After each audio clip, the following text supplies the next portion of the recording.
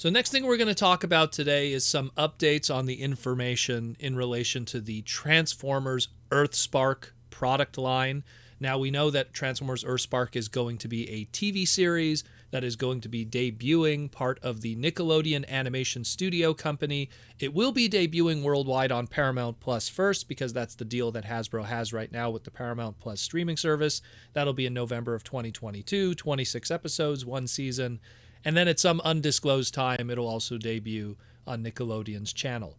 That we know that much.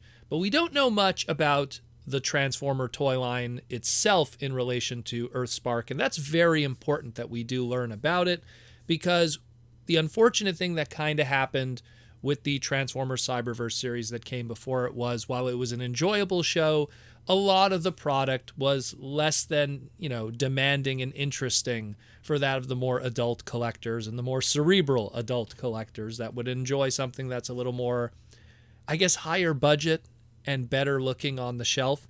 A lot of that line, unfortunately, because of the market that it was intended and demographically aimed at, along with the Chinese market that a big push of it was going to be used for, it was a gimmick-based line.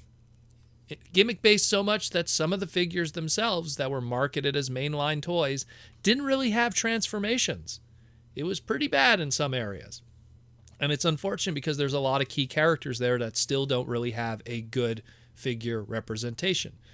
I mean, the best Windblade figure in that whole line is a warrior class that's still pretty not that good, in all honesty.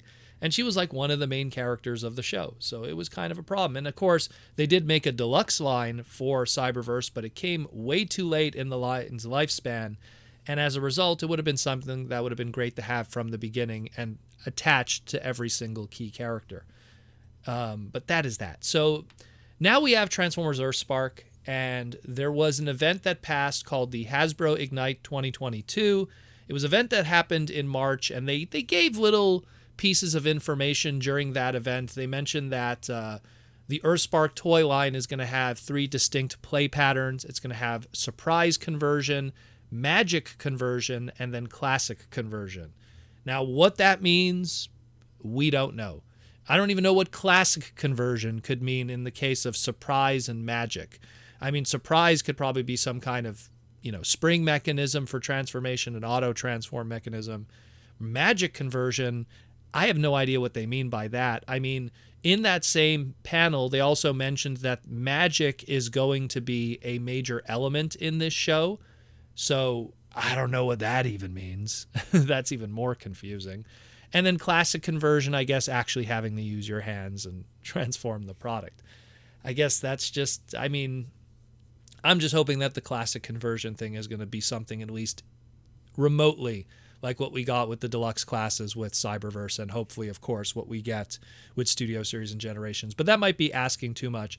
But there was more information that was put out there, and they said that one of the surprise conversions is going to be something called a Spinchanger, which is probably going to be some kind of automatically transforming thing that we've already seen kind of somewhat in Cyberverse. We already had kind of a Spinchanger gimmick with guys like Iaconis and even the Ultra Class Rodimus figure. And those were terrible, by the way, because they relied on that spinning spring gimmick, and as a result, there was no posability. The spring would break even straight out of the package. Just a bad idea. But whatever.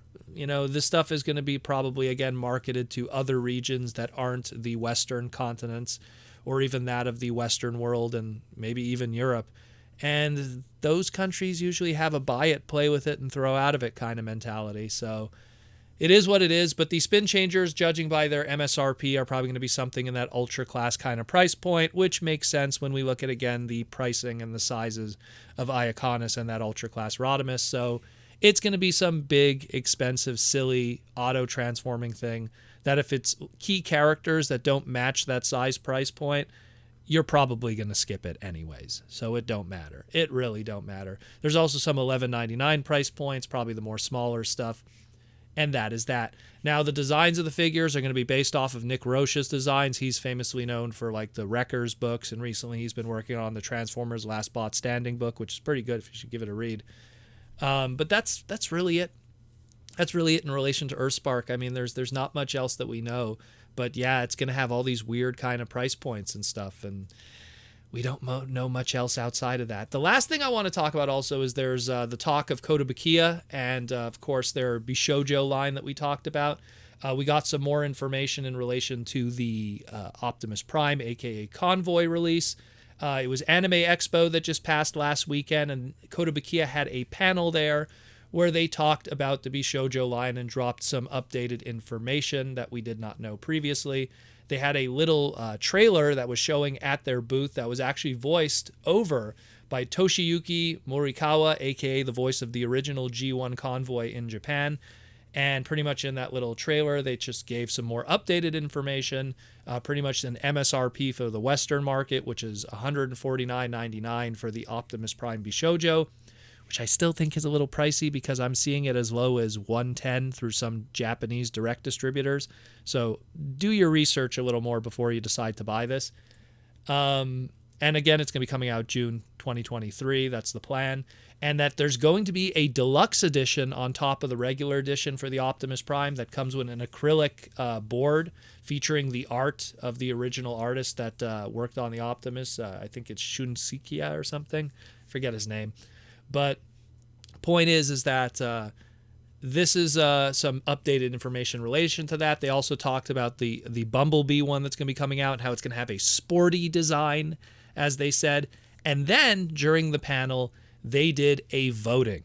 They asked the fans who should be after, because you have Megatron that's already in the prototype stages that'll be coming out soon. Bumblebee is on its way. And then who is going to be next? And so they had Morikawa-san, who's the product planner for Kotobukiya and the Bishoujo line, and they wanted to know, do you want Jazz, do you want Soundwave, or do you want Starscream to be the next one? And the voting would be done by the hootin' and hollerin' by the fans in the panel, and they would then use that and go back to Japan and discuss what they heard, because, again, Transformers is a Western property at the end of the day, and they wanted to know who they wanted to see next. So first when they said, what do you think of Jazz? The audience was dead. I was shocked. I'll be honest. Dead audience. No one cared. One person laughed, and the panelists pretty much said, okay, we're going to mark down that people laughed. So I guess Jazz isn't going to be happening. Then they mentioned Starscream. Everyone went crazy, hooting and hollering. Everyone was like, yeah. And then when they mentioned Soundwave, it was also pretty close to Starscream with the hooting and hollering, but just not as strong. So they're like, okay, I guess Starscream it is. We're going to take that back to Japan, and that's going to be discussed. And then they asked us, they took the microphone around and asked some fans individually, who do they would like to see that wasn't mentioned in that list? Did they forget someone? And there was some silly suggestions like, Astro Train, I guess. Sure, whatever. I don't think that's a wise one. You got to go for those key characters. And again, what a surprise. I've talked about this many times in the podcast, but the Legendary 7, which is, again, Optimus, Bumblebee, Megatron, Starscream, Soundwave, Grimlock, and Devastator, those have always been the Legendary 7 for marketing and licensing through Hasbro. One day I'm going to do a whole segment talking about it.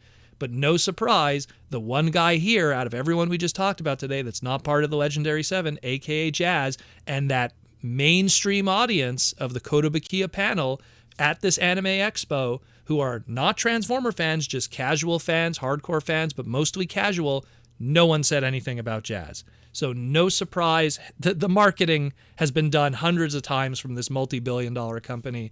They know what they're talking about, and no surprise Jazz was left out. Look, I love Hot Rod, and he's not part of the Legendary 7. He's not even part of second tier, in my opinion. He's more of a third tier.